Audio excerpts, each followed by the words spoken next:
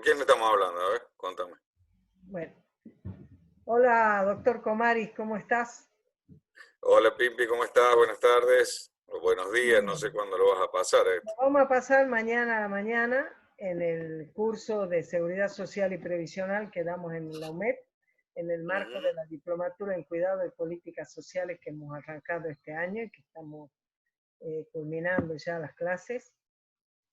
En la clase del sábado vamos a trabajar los temas que tienen específicamente que ver con el género y con las políticas de cuidado, y nos parecía muy importante que vos nos contaras un poquito, les contaras a nuestras alumnas, son 30 compañeras y algunos que otro compañero que forman parte principalmente del sindicato de amas de casa, que son delegadas, son compañeras que tienen mucha actividad en su territorio, en su barrio, eh, en tareas solidarias, en tareas de promoción de derechos, con un gran compromiso para que el trabajo que las mujeres hacemos en el hogar sea reconocido y valorado.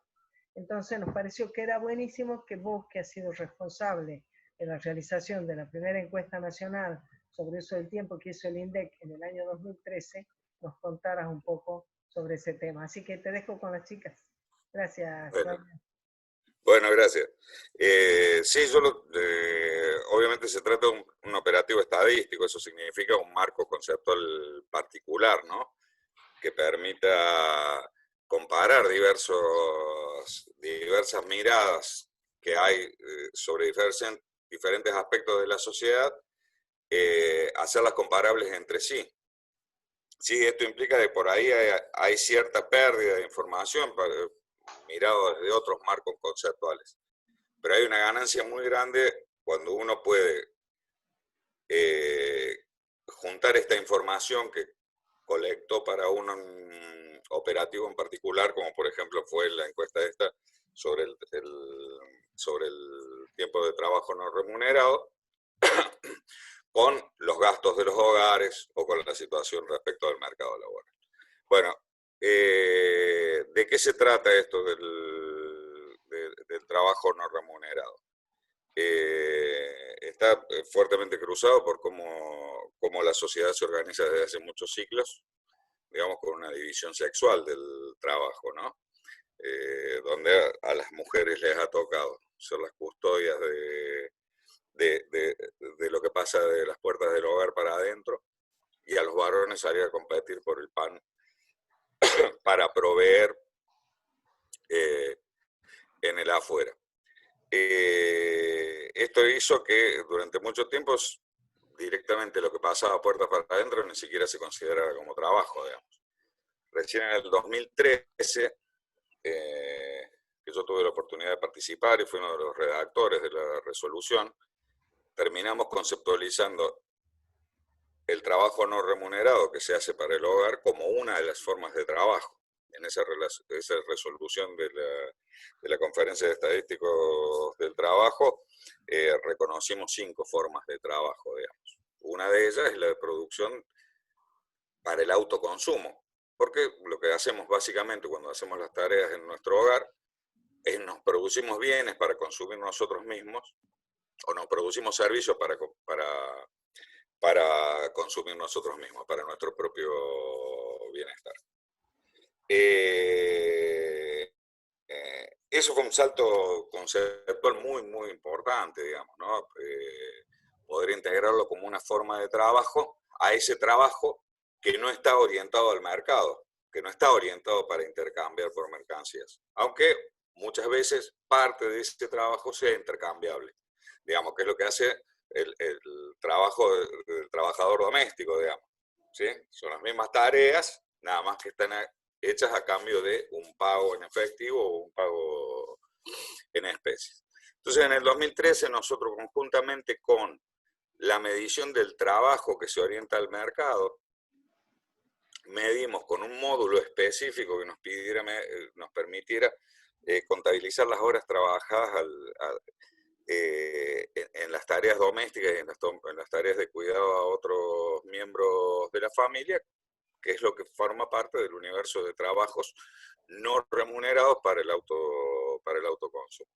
Encontramos ahí lo que pensábamos que íbamos a encontrar. Por supuesto, no había que ser ningún genio para saber de que eso se concentra en gran medida en las manos de las mujeres.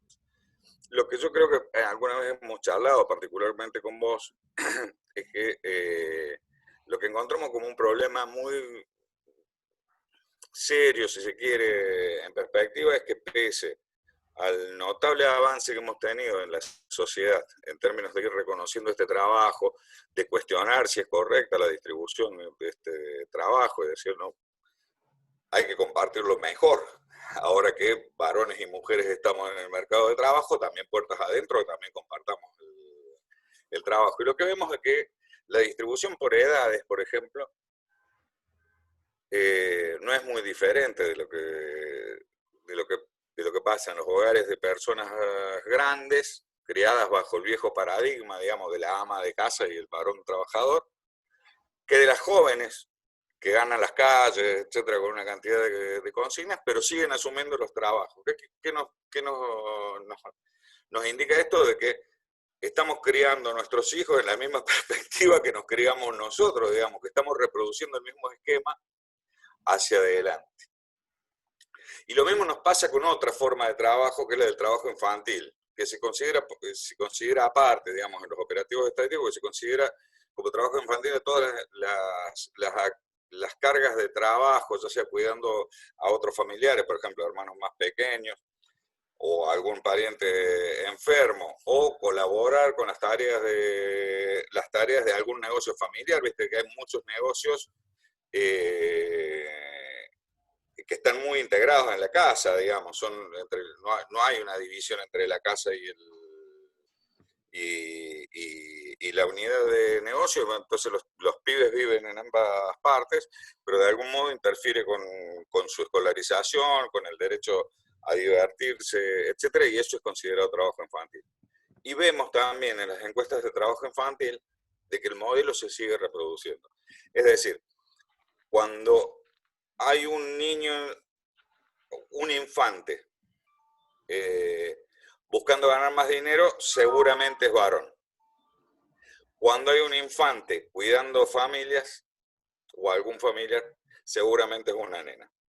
O sea, que esta es una problemática que me parece que es la más relevante, ¿no? Para darnos alguna esperanza de alguna vez cambiar algo, ¿no? Si no cambiamos lo que venimos haciendo en los hogares, seguimos reproduciendo el patrón, más allá de lo que pase en otros ámbitos. Nosotros vemos en el ámbito de la política, por ejemplo, si bien hay un rezago de las mujeres respecto de los varones, el cambio que ha habido en muy pocas décadas de la participación femenina en cargos de altísima importancia, de primer nivel de decisión, es impresionante, ¿no? Pero no venimos haciendo esa misma revolución parejo en toda la sociedad. En el mundo de lo privado, en el mundo de la Claro, vida. claro. Y ahí es donde vienen la colisión, digamos, que tienen mientras sigamos sobrecargando a las mujeres de los trabajos domésticos, tienen menos posibilidades de mejorar su despliegue, su desempeño en los ámbitos públicos, porque hay una tensión, digamos, el día tiene 24 horas, una parte que hay que descansar, etcétera, etcétera. Y eso es lo que se ve mucho, de que a medida que hay más trabajo doméstico no remunerado, menos horas disponibles para estar en el mercado de trabajo. Menos horas disponibles implica de que no podés, como tenés menos horas disponibles, no podés pelear por los mejores lugares, ni podés hacer horas extra de capacitación, etcétera, etcétera. Y eso va haciendo que las carreras de varones y mujeres sean distintas, digamos. Las carreras de las mujeres tienden a ser interrumpidas, ¿sí? Porque hay periodos de la vida, como por ejemplo la maternidad, que las hace retirar del mercado laboral, la dedicación no es completa, no te podés dedicar extra, etc. Entonces, cuando vas envejeciendo, digamos, en términos de estar en la misma empresa, probablemente los varones hayan tenido otra posibilidad, digamos, recorrido ascendente más directo, y hacer ese recorrido para las mujeres es simplemente imposible. Entonces, esa es una consecuencia que muchas veces trae trae confusiones, digamos. Viste que se usa mucho esta idea de que las mujeres ganan menos que los varones, que es un concepto que ignora lo que pasa en la historia de la Argentina, digamos, nosotros del 45, que hemos eliminado por suerte esa situación de que por el mismo trabajo se paga lo mismo. O sea, no es un problema de que a las mujeres le paguen menos por el mismo trabajo. El problema es que las mujeres tienen menos horas para trabajar en el mercado y ganar a cambio de dinero. Y el problema es que la carrera que pueden hacer no tiene la misma, si se quiere, competitividad que la que ofrece la de un varón, que se puede dedicar con exclusividad a eso. Y esto es muy importante, identificar bien cuáles son los motivos de las desigualdades, porque si uno hizo un buen diagnóstico, probablemente pueda hacer un buen remedio, pero si uno erró el diagnóstico, va a ser mal los remedios, digamos. Nosotros no podríamos ir a discutir en las convenciones colectivas de trabajo de que las mujeres tienen que ganar igual que los varones, porque ya está en las convenciones colectivas de trabajo. ¿Entendés? Sería absurdo ir a discutir eso. Tenemos que discutir cómo removemos los obstáculos para que la carrera de la mujer sea de la misma característica de la del varón. Si querés, yo te muestro algunos cuadros que tenemos de esa encuesta que a mí me parecen muy interesantes. A ver, vamos a ver con esta cosa de la tecnología, te voy a compartir en la pantalla.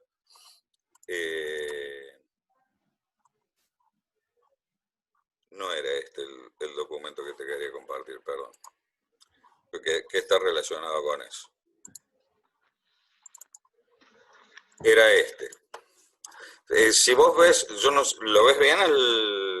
¿Se ve bien ahí en la pantalla? Perfecto. Tiempo promedio semanal dedicado al trabajo remunerado y tiempo promedio diario dedicado al trabajo doméstico no remunerado por sexo. Bueno, en los rectángulos, digamos, lo que tenemos es el rectángulo más clarito, nos indica cuántas horas en promedio trabajan los varones en el mercado, o sea, a cambio de dinero, en la semana. Y el recuadrito más oscuro, cuántas horas en promedio han trabajado las mujeres. ¿Sí? Vemos una diferencia muy grande, de 44, casi 45 horas semanales y menos de 35 en el caso de las mujeres, que es justamente lo que veníamos charlando recién. Y en los puntitos que están en el medio, en gris, el redondito de arriba dice 5,2. Eso es la cantidad de horas promedio por día, no por semana, por día que trabajan las mujeres en tareas no remuneradas. Y el cuadradito de abajo, que tiene un 2,0 al lado, es el promedio por día que trabajan los hombres en tareas no remuneradas. ¿Sí?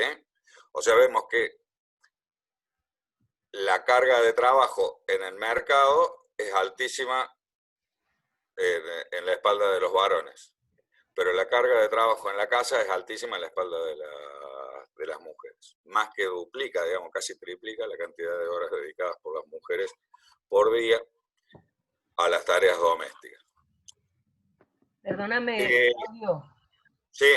Ahí, ahora estamos hablando no de todas las mujeres, o sea, acá no estás hablando de todo el trabajo femenino, solo de cómo está distribuido para quienes están ocupados. Claro. El universo acá son mujeres y varones que además de hacer tareas en la casa, hacen tareas para el mercado. A ver, vos me estás dando una precisión que la tendría que haber dado yo, y es excelente tu observación. Porque a veces cuando uno mira la totalidad de la población, los números parece que se achicaran, ¿has visto? Y parece que no es tanto. Pero cuando uno ajusta con qué universo trabajas, se ve muy claro. Acá no estamos hablando del total del trabajo femenino, estamos hablando del total del trabajo femenino de la población que tiene alguna forma de trabajo para el mercado. No, a ver, yo te digo, los recuadros, los rectángulos hablan solamente de personas ocupadas, varones ocupados en el mercado y mujeres ocupadas en el mercado. Exactamente. Y lo otro habla de los horarios que dedican los varones, todos los varones.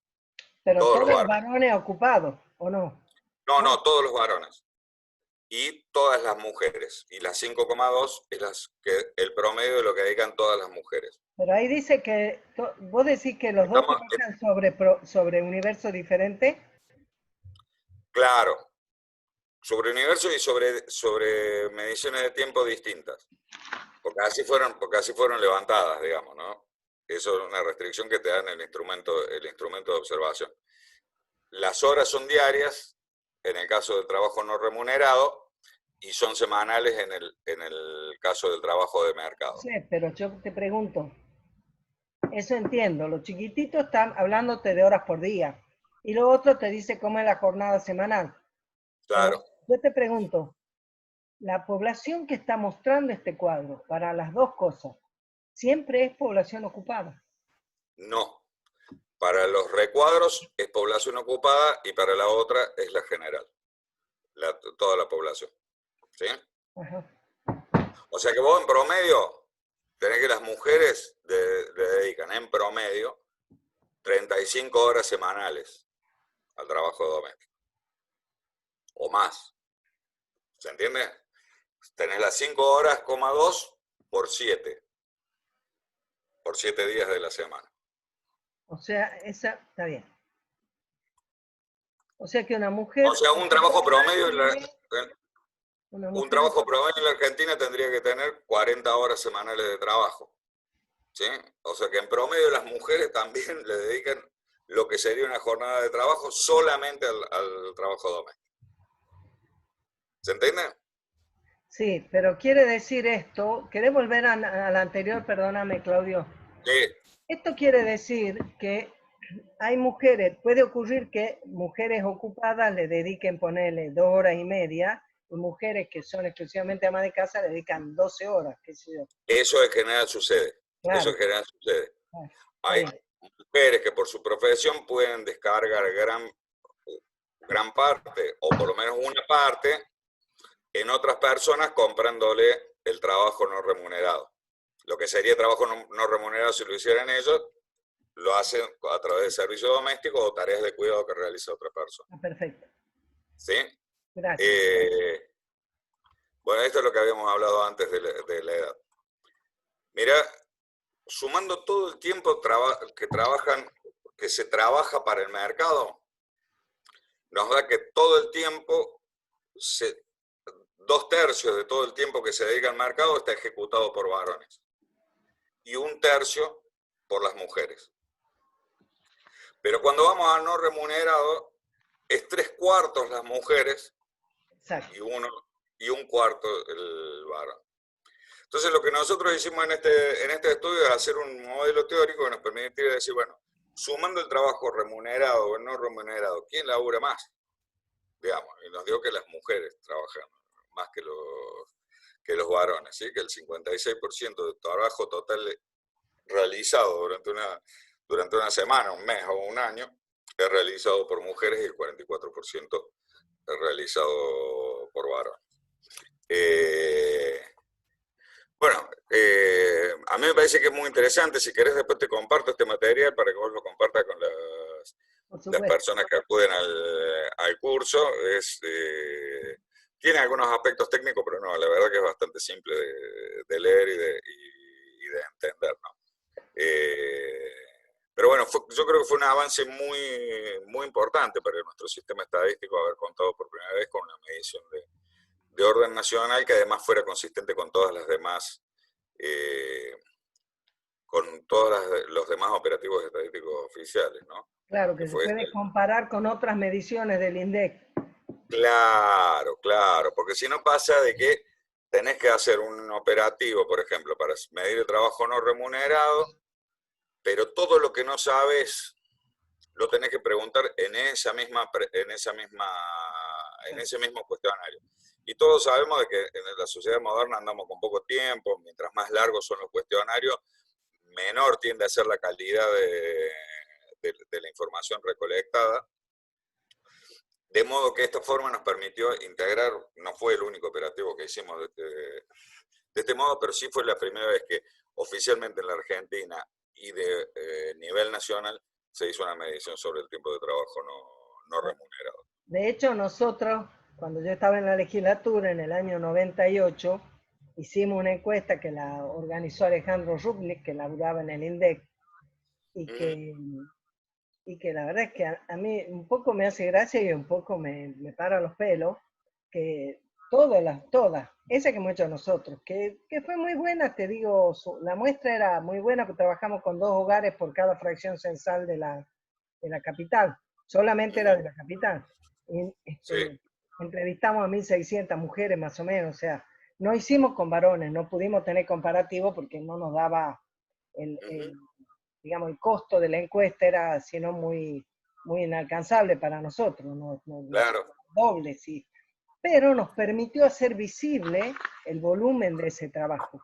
Pero lo curioso es que tanto en esa como en la que hizo el INDEC 15 años después, como en el medio, la que hizo la ciudad después que nosotros hicimos una ley, hicimos aprobar en el 2003 una ley para que sea, digamos, obligatorio, como ahora hay una ley nacional, y como una que hicimos nosotros por online en el Consejo de la Mujer, que no tiene valor estadístico porque o sea, entra el que quiere y puede ser, pero lo curioso es que todas muestran más o menos lo mismo. O sea, la realidad Claro, es cuando es lo normal que pase cuando el fenómeno es muy nítido. se distribuye muy normalmente, digamos, Claro, ¿no? es muy nítido cuando, o sea, cuando estos números no hacen otra cosa que mostrarte lo que vos podrías ver con solo mirar. Entonces, Claro, claro. y Sí, escuchame, Claudio, y por ejemplo, por regiones, ¿hay cosas que se hayan visto más notables? No, ANEA, eh, centro, mira, grandes la ciudades. verdad que no lo tengo presente, pero sí, por ejemplo, las ciudades más importantes tienden en las ciudades Más más grandes. grandes, que hay más participación de las mujeres en el mercado laboral remunerado, tiende a tercerizarse, digamos, una parte del trabajo doméstico, ¿no? Cosa que no pasa en las regiones menos densamente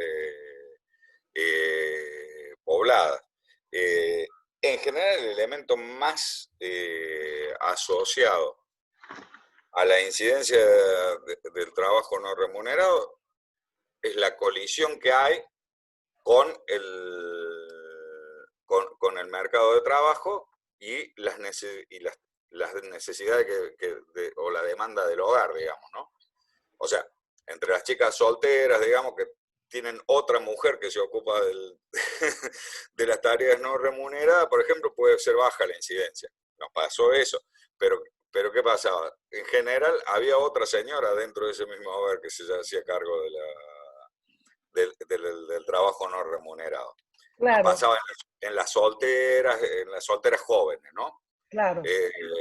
Había un chiste que salía siempre, cada vez que presentábamos los datos de esta encuesta, que bajaba mucho la carga de trabajo en las personas viudas, Claro, entre claro, las mujeres viudas. claro, Parecía que era conveniente enviudar, pero bueno, es que al haber menos personas en el hogar requiere menos horas de claro. trabajo doméstico. Entonces, Una de las una cosas cosa que había aparecido cuando hizo la medición la ciudad, que uh-huh. conducía la Changa Esquivel, y creo que era la Universidad General Sarmiento, una de las cosas que ellas habían detectado también que era un poco graciosa y era un poco obvia, porque lo que ellas veían es que en la medida que el hogar iba aumentando su tamaño, o sea, había más miembros en el hogar, la carga de trabajo no remunerado era mayor.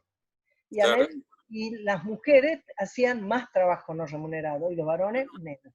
Y a medida menos, que el grupo familiar, digamos, el hogar, era de menor tamaño, se llegaba al extremo de que el momento en que las mujeres menos trabajo no remunerado tenían era cuando era el hogar unipersonal. Y el claro, momento en que los varones tienen máximo trabajo no remunerado es cuando es el hogar unipersonal, claro, claro, claro. ¿no? Claro, pues son cosas muy lógicas Muy cuando uno lógico. se pone a mirar la dinámica propia del hogar. Ahora, nunca deja de ser de que cuando hay una posibilidad qué sé yo, la valoración después cada uno la hace, ¿no? Porque pensando, hay algunas corrientes, digamos, que trabajan sobre estos temas que ponen que prácticamente el trabajo en el hogar es un castigo y es un fracaso personal, digamos, porque todos debiéramos ser profesionales, etcétera, etcétera, que es una Que no es visión muy, nuestro punto de vista en absoluto, por supuesto. que yo tampoco lo comparto, digamos, digamos, pienso que el bienestar que tiene una persona que bajo determinadas condiciones realiza las tareas del hogar seguramente es superior al que está teniendo la señora que está vendiendo chipa en Constitución, digamos, que está en el mercado de trabajo a las 6 de la mañana con 3 grados bajo cero. Digamos. Entonces, Si estuviera equiparado económicamente, no habría duda con dónde estaría mejor. claro, claro. O incluso que su marido, digamos, que tal vez está, no sé, es enero y está pegando una membrana bajo Rioja. el rayo del sol, digamos. Entonces, viste, hacer las valoraciones muchas veces es muy fácil desde las oficinas, pero cuando uno hace una aproximación un poquito mejor, bueno, lo que se veía tan blanco no es tan blanco, lo que se veía tan negro no es tan negro, ¿no? Ah, Yo creo que más allá de estos datos, digamos, que son bastante, solamente le ponen cierta precisión a lo que todos sabemos, eh, básicamente lo que te permiten es mejorar los diagnósticos, ¿no? Esto que charlábamos recién de, bueno, ¿por qué se produce la famosa brecha de ingresos entre varones y mujeres? Eh, Acá lo podemos ver con claridad, esto te termina de precisar lo que viene pasando. Eh, ¿Cómo podemos combatir esto? Y bueno, es una batalla cultural, porque si en el hogar nosotros reproducimos las mismas pautas que queremos combatir, difícilmente los resultados sean distintos a los que se han obtenido hasta ahora. eso por un lado, y por otro lado, si vos no tenés políticas públicas que den el valor que tiene esa tarea, ese trabajo que hacemos las mujeres, y busquen en algunos casos complementarlas con servicios que lo alivien o lo aligeren en tiempo, y a su vez eventualmente con el respaldo económico, o sea, si uno tuviera que pensar esto más integralmente, yo diría que hay tres patas que debe tener la construcción de la equidad vista desde este lugar, que es el de lo que ocurre al interior de la familia, lo que ocurre pensando en términos de trabajo doméstico, o sea, trabajo de cuidado y demás. ¿Qué son las tareas? Las patas, para mi modo de ver, son tres. Una es el compartir dentro del grupo familiar, sobre todo entre las personas adultas, compartir en parte las tareas. Nunca eso va a ser como si vos dijeras, todo equitativo, exacto. Vos te levantás los lunes, yo me levanto los miércoles. O sea, nunca va a ser matemático y además sería ridículo porque se dejaría de ser una convivencia de humanos, pero se puede mejorar, democratizar un poco en la responsabilidad. Si nosotros acostumbráramos a nuestros hijos como nos hemos acostumbrado nosotros y se acostumbra a nuestras hijas, que si caminamos por la casa y vemos algo en el piso, lo agarramos y lo levantamos, o lo ponemos en su lugar, o hacemos algo con eso, y no como pasa a veces con nuestros hijos, que pasan al lado de lo que está en el suelo y ni se dan cuenta que está ahí, ni lo vieron, ni se enteraron. Te quiero decir, hay todo un universo de cosas para hacer en ese sentido de democratizar. Hay Mirá, otro universo de servicios que el Estado puede prestar. Y hay otro de valorizar, reconocer y remunerar que permita autonomía económica para quienes gerencian esa tarea del hogar y además de gerenciarla, también la realizan como son las amas de casa. Yo creo que esas tres patas permitirían, si las pudiéramos trabajar, pensar en términos de políticas de cuidado que a nosotros siempre decimos, bueno, lo que ahora llaman tareas de cuidado, nosotros siempre hemos llamado trabajo, trabajo doméstico, claro, trabajo del hogar, ¿me entendés? Porque no es que el cuidado es solamente si vos tenés un chico en tus brazos, también cuando lavás, cuando planchás, cuando haces las compras, cuando organizás, cuando pensás qué cocinar, cuando cocinás, cuando, no sé, las que despluman la gallina, no sería mi caso, en todos los todo eso, todo es cuidado, porque estás velando porque funcione tu hogar familiar. Yo creo que el punto es vernos más allá de la tarea y más allá del individuo. O sea, vernos en el sistema social en el que funcionamos, vernos en la Exactamente. comunidad en grande y en la familia en chico como un sistema que resuelve todos los problemas para que todos tengamos un destino común. Porque si no se arman ciertas tensiones. Yo noto ciertas tensiones de decir, bueno, el trabajo, para que no haya más trabajo no remunerado, tiene que haber dispositivos de cuidado. Y institucionalicemos los pibes, digamos. Bueno, pero cuando miramos desde el punto de vista de los derechos de los pibes tienen derecho a ser, no han sido consultados de, traer al mundo, de ser traídos al mundo, les hemos reconocido el derecho a ser criados por una familia, de ser criados en un ambiente que los provea de cariño, que los provea de cuidados, etcétera, etcétera. Y a mí no me parece una buena alternativa que después de haber trabajado 100 años para derrumbar el patronato, lo volvamos a hacer de otra manera en la búsqueda de resolver este problema del trabajo no remunerado. Me parece que hay que tener una mirada equilibrada de cómo hay derechos y obligaciones que se van tensionando y se tienen que resolver y acomodar de alguna manera, ¿Y cómo se donde la valoración social de la tarea yo creo que es central. Yo lo que veo muy peligroso es la desvalorización de esta tarea. Exactamente. De pensarla de que es lo mismo si la hace una persona pagada por el mercado o por el Estado que si lo hace uno solo. Porque no es lo mismo la dedicación y lo que pone uno cuando vive en el sistema social que es en su familia, que cuando eso lo privatiza, digamos. Y en eso yo veo una tendencia peligrosa, digamos, donde le atribuye al trabajo no remunerado solamente el valor económico que teóricamente tendría si ese trabajo se vendiera. Y tiene un valor económico y tiene un valor no económico que tal vez sea hasta más importante, digamos, desde el punto de vista de pensarnos como sociedad. ¿Sí? Exactamente. Si nosotros no nos criamos en sistemas sociales, nos criamos en familias, no nos criamos en comunidades barriales, en comunidades deportivas, comunidades de todo tipo, no vamos a tener nunca un proyecto como comunidad. Entonces me parece que hay una mirada liberal que nos ha atravesado, que quiere ponerle precio a todo,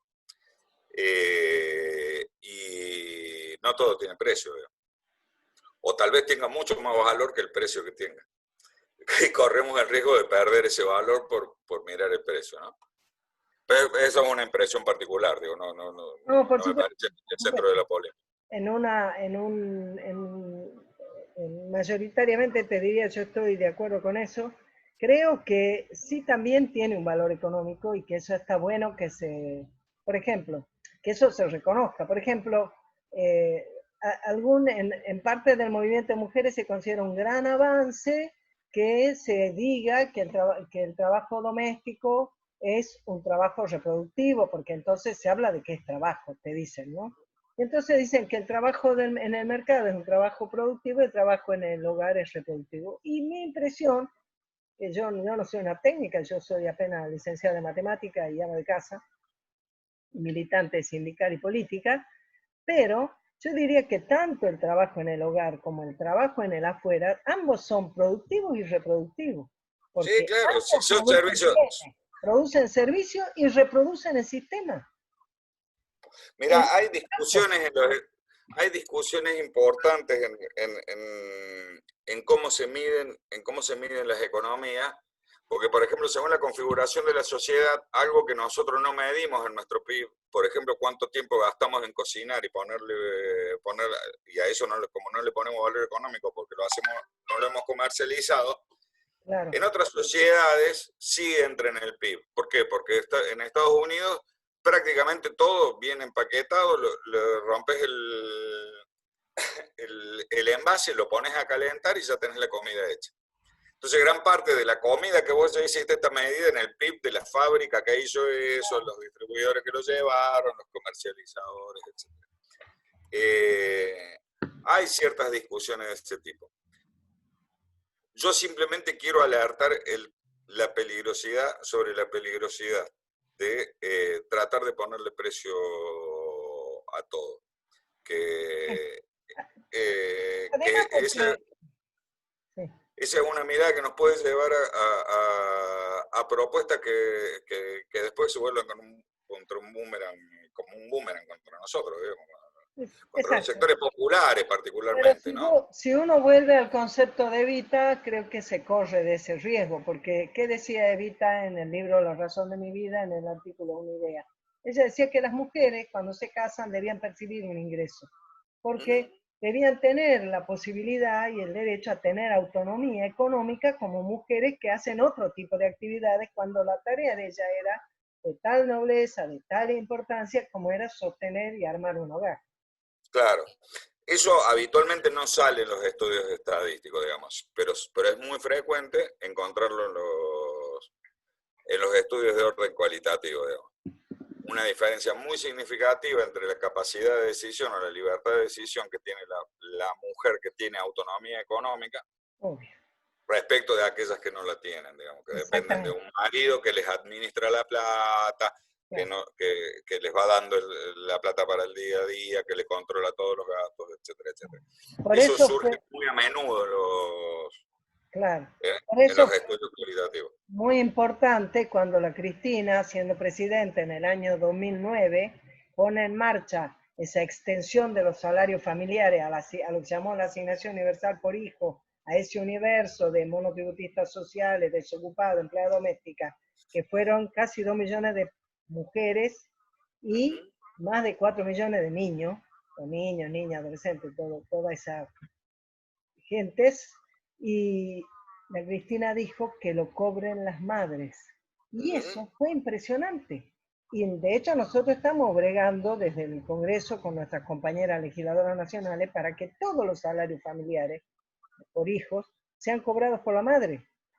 Pero esa también es una discusión que tenemos con parte del movimiento de mujeres que considera que si eso se resuelve por ley, va a ser una manera de consolidar el hecho de que la tarea es de la mujer. Y nosotras decimos que más que movernos por el supuesto deber ser, nos movemos por la realidad de que nos cambia la vida cuando tenemos la posibilidad de tomar nuestras propias determinaciones. Cuando nosotras tenemos algún nivel de autonomía, es más difícil que tengamos que vivir una vida de sometimiento a la violencia. No quiere decir que alcanza con eso, pero sin eso es prácticamente imposible. Así es, estoy Claudio, totalmente de acuerdo. eh, ¿podemos dar por redondeado este tema y que yo te pregunte otro tema? Te agarro aquí, te pongo De frente a sorpresa. nuestras Y yo, alumnas de sorpresa. y yo me guardo el derecho a responder o no. Claro, por supuesto, siempre, siempre. O de decir O te simplemente no amparás en la sé. quinta enmienda, como dicen las películas de los yanquis. Claro, claro, Mirá, claro. la otra vez vos y yo hablábamos sobre esa falacia que hay, que no sé si es de sociólogos o de qué, que le llaman ni a jóvenes entre 18 y 25 años que no estudian ni trabajan ni bla, bla, bla, y hablan de hacer políticas para eso y todo eso, ¿no? Y bueno, a mí siempre me resultó muy chocante por razones que después yo expongo, pero a mí me gustaría que vos, a las compañeras, alumnas de este curso de Seguridad Social y Previsional, os les cuentes por qué es una falacia, qué es esta historia de los ninis. Bueno, a ver, yo creo que como vos, intuitivamente, me parecía de que no existía eso. Lo que veíamos en los medios y gran parte del discurso académico es de que la Argentina estaba asolada por una banda de aproximadamente 1 millón de jóvenes que no trabajan ni estudian, que algunos los ponían como víctimas del sistema, digamos, que no accedían al derecho al trabajo o a la educación, y otros los ponían peor, los ponían como victimarios, ¿no? De decir, no, son de una peligrosidad inmensa, todos vamos a morir culpa de los niños. ¿De dónde salía esa idea de los ninis? Cuando uno va a hacer la encuesta de empleo, pregunta muchas cosas, pregunta cuál es la situación educativa, etcétera, etcétera. Pero lo hace referido a la semana pasada. ¿sí? Entonces nos aparecen sistemáticamente 1 millón de jóvenes argentinos que no están trabajando y que paralelamente tampoco están estudiando. La encuesta permanente de hogares de la Argentina tiene la particularidad que se aplica en cada hogar 4 veces distintas. Entonces me di cuenta de que podía ver a la misma persona durante 4 veces a lo largo de 1 año y medio. Si la tesis de que existe este ejército de ninis peligrosísimo o en peligro de caer en las garras del narcotráfico y la drogadicción y el alcoholismo, etcétera, como nos vendían, si esa tesis era cierta, las 4 veces que los entrevistaran seguramente iban a estar sin trabajar y sin estudiar. Pero si no era cierta, en al menos una de esas veces o iba a estar estudiando o trabajando. Entonces, cuando junté muchas observaciones, digamos, de jóvenes, y me di cuenta que solamente el 2,5% de los jóvenes que alguna vez son observados como nini, o sea, sin trabajar y sin estudiar, permanecen en las 4 observaciones en esa misma categoría. O sea, a lo largo de esa trayectoria que dura 1 año y medio, digamos, en el que se le administran 4 veces la encuesta, algunas veces está sin trabajar y sin estudiar, otras veces está trabajando o en búsqueda de trabajo, o ya está estudiando o está haciendo ambas cosas, digamos. Son episodios particulares donde en realidad vos tenés constante 1 millón de personas, pero no son siempre las mismas, van cambiando, forma parte del ciclo de la vida donde nosotros estamos decidiendo qué hacer, ¿no? Entre los 18 y los 25 años, y nos movemos y empezamos en el CBC y no nos gusta la carrera y la abandonamos y entonces volvemos a estudiar recién el año que viene y agarramos una changuita de 3 meses y nos echan, entonces quedamos 2 o 3 meses libres, pero como no es la plata esencial con la que vive la familia, te podés tomar 2 meses de descanso, etc. Eso es lo que explica el millón de jóvenes que siempre se observa sin trabajar y sin estudiar. Siempre hay 1 millón, pero nunca son los mismos jóvenes. Y ese es el dato más relevante. Es más, casi todos los jóvenes pasan por algún periodo en el que no trabajan ni estudian. Todas las personas a lo largo de nuestra vida estuvimos al menos 1 mes en el que no hemos trabajado y no hemos estudiado. Entonces, bueno, se construyó esa falacia que yo creo que es muy complicada. Nosotros, hay momentos, viste, que yo me acuerdo que escribí un artículo en página 12 marcando que ojo lo que estaba haciendo la academia con esto, porque los linchamientos, eso, ¿te acordás que veíamos que agarraban a patadas a los pibes por un celular y que hubo muertos incluso, ¿no? De vengadores callejeros. En gran parte estaba alimentado desde la academia, al crear esta mitología del ejército de jóvenes que viene por el resto de la sociedad sana. Es más, entre los jóvenes no es donde hay más personas que no trabajan en el mercado ni estudian. Entre las personas más grandes sucede eso. Porque lo más normal es que si vos tenés hijos pequeños, haya alguien en el hogar que lo esté cuidando, que son justamente las personas que hablábamos antes. Son las mujeres, ¿sí? Generalmente son las chicas. Si vos ves los nini teóricos, estos que nos presentan, en general también son chicas. Son siempre chicas que ya están en pareja, son chicas que están en pareja, que viven en hogares donde hay niños, etc. Son las tareas de cuidado las que hacen que más frecuentemente llegues a esa situación de estar por fuera del mercado laboral, remunerado y por fuera del estudio. Pero bueno, por suerte... ¿Querés sacar tu pantalla compartida? Ah, bueno, cómo no. Ahí volvemos a vernos bien. Así que bueno, ese estudio yo lo hice creo en el 2012, lo fui puliendo, creo que lo empecé a publicar las conclusiones en el 2013 o en el 2014, y bueno, gran parte de la academia se dio por vencida, digamos, y dejó de joder con este tema de los ninis. Pero de vez en cuando aparece, digamos, ya no aparece tan frecuentemente como era antes de que yo diera a conocer los resultados de este estudio, pero sigue apareciendo ese mito, ¿no? De vez en cuando. Claro. Así que bueno, no sé si te conté si te contesté lo que querías. Absolutamente, absolutamente. Yo pensaba que esa era una de las cosas que a mí siempre me daba vuelta. Seguramente entre esos jóvenes que no están estudiando ni están trabajando, habrá compañeras, habrá chicas que tienen niños, bebés, Claro. que la escuela está tratando de retenerlas. A veces no tiene las condiciones y no lo puede hacer. Y a veces aunque lo No. intenta, no lo logra. Y aparte hay mucho, en estas cosas muchas veces se observa desde un paradigma que tiene que ver con segmentos de clases medias altas, de alta educación, con con ciertas oportunidades laborales, y pensamos que ese modo de ver la vida es el modo debe ser el modo de todas las personas. Yo me acuerdo, mira, tenía a mi sobrina viviendo en la localidad de Las Heras, acá en la provincia de Buenos Aires, ¿no? Y me contaba que antes de terminar el secundario, varias chicas ya se habían embarazado. Y que no era una cosa de accidente, nada. Era su nuevo proyecto de vida, porque no es para todo el mundo irse a la